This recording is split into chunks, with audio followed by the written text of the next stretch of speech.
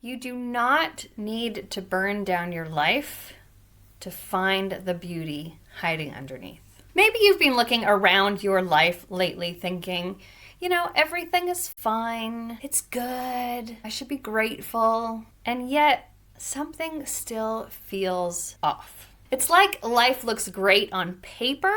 You've got the house, you've got the family, you've got the job, but somewhere along the way, it all lost a bit of color.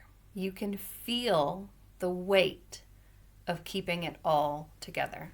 And that quiet whisper inside asking, is this it? But you tell yourself not to rock the boat, not to risk what you've worked so hard for. For so many women, that fear of change feels like a threat to everything you've worked so hard for and everything that you've built. But what if choosing desire doesn't mean losing what matters? What if it actually means deepening it? That's what we're exploring today. How to embrace change without burning down everything that you've built. So let's first talk about the weight of that fear. Fear is sneaky. It doesn't always show up as panic or dread. Sometimes it dresses itself up as loyalty. It might sound like, I can't change that. It wouldn't be fair on everybody else. Or, I'll just wait until things calm down a bit. Or what about the classic one, it's fine, I can handle it. And on the surface, those sound responsible, noble even, but underneath, fear is quietly running the show. We tell ourselves it's about keeping the peace, about being dependable, and not rocking the boat. But sometimes what we call loyalty is really just fear of being seen in our truth. Because deep down, we're afraid that if we start choosing differently, we'll actually lose something, whether it be love, approval, or belonging. That people will think we've changed too much, or worse, that they'll stop needing us. So we stay silent. We shrink a little. We trade what we want for what feels safe. But what if that tension you feel, that tightness in your chest when you imagine things being different, well, what if that isn't danger at all? What if your soul is actually whispering, this is where you grow? Fear is not the enemy. It's actually more like a compass, a clue pointing towards what's next. And when you start to see it that way, it allows for everything to shift. Because suddenly the thing that you thought was holding you back becomes the very thing that's guiding you forward. We've been sold this story that real change looks dramatic, that to feel alive again, you need to make big, dramatic changes, like having to quit the job, end the marriage, move to Bali. But that's just another myth. The same works for exercise. It's not working unless it feels hard, right? But most transformation doesn't start from destruction. It actually starts with rediscovery and choice. It's remembering the parts of you that got tucked away while you were busy being everything to everyone. The part that used to dream, the part that used to play, the part that used to create just for the sake of creating. And the part that still knows what joy feels like. And you do not need to burn down your life to change it. You just have to stop abandoning yourself, making excuses, and actually decide to choose differently. When you start making choices based on desire instead of duty, everything that isn't aligned begins to fall away naturally. Not in some sort of massive explosion, but like a quiet, gentle shedding.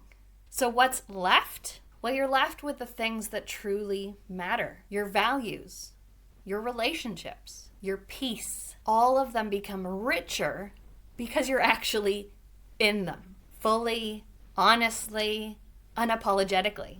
Moving from duty into desire, it doesn't create chaos. It creates clarity.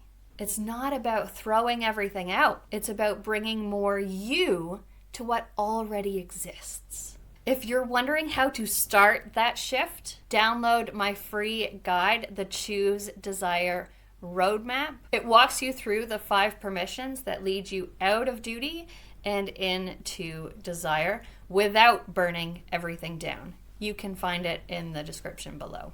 Once you stop abandoning yourself, something else begins to stir. You start to feel again. And to be honest, that can be a bit uncomfortable because feeling means you'll also encounter all those things you've tucked away. The exhaustion, the grief, the resentment, the longing. It's so tempting to skip over that part, to stay in control, to keep it tidy, to be polite. But numbness isn't safety, it's distance. When you shut down your feelings just to try and survive, you also shut down your access to joy, creativity, and connection. So when the tears come or when laughter bubbles up out of nowhere, that's not a breakdown. It's actually a break. Your body is finally saying, hey, I'm still here.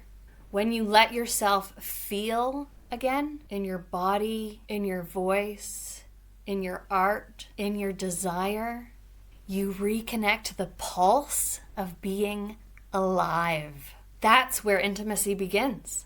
That is where the color comes back. You start laughing louder.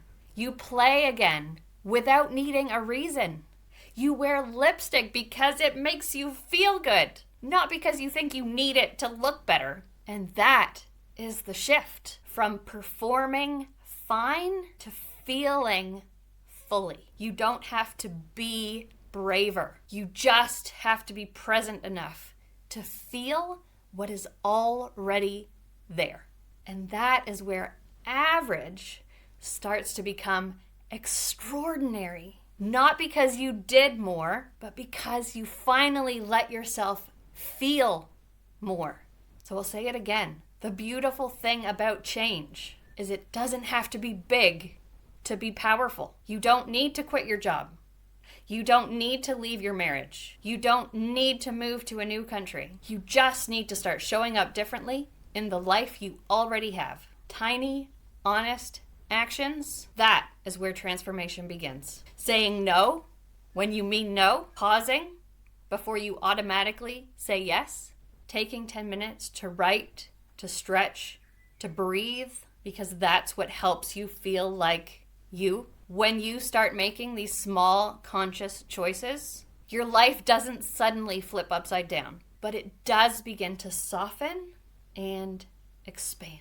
Each act of desire, no matter how small, builds your muscle of self-trust. And every time you choose something that lights you up, you're reminding yourself, I matter too. That's how courage grows. Not in leaps, but in layers. Not through chaos, but through consistency. And before long, the life that once felt gray starts to shimmer with color again. Not because everything changed, but because you did. You don't have to burn it all down. You just have to let yourself shine through. Now, if you haven't seen last week's episode on the 3 micro practices that help you rebuild intimacy, go back and watch that one using the link here on your screen. Because when you start weaving in those small, tiny actions into your daily life, today's message about change without chaos kind of begins to take root. And if you're ready to take this even deeper, download my free Choose Desire Roadmap. It walks you through the 5 permissions to move you out of duty and into desire without burning down your life. You'll find the link in the description below. Then be sure to stick around because next week's episode is about going from knowledge to embodiment and why information alone isn't enough to reconnect. We're going to bridge the gap between knowing what to do and actually living it. It's the episode that turns insight into action. So make sure you subscribe so you don't miss it. And remember, you do not have to burn everything down. You just need to let yourself shine through. One choice, one breath, one day at a time.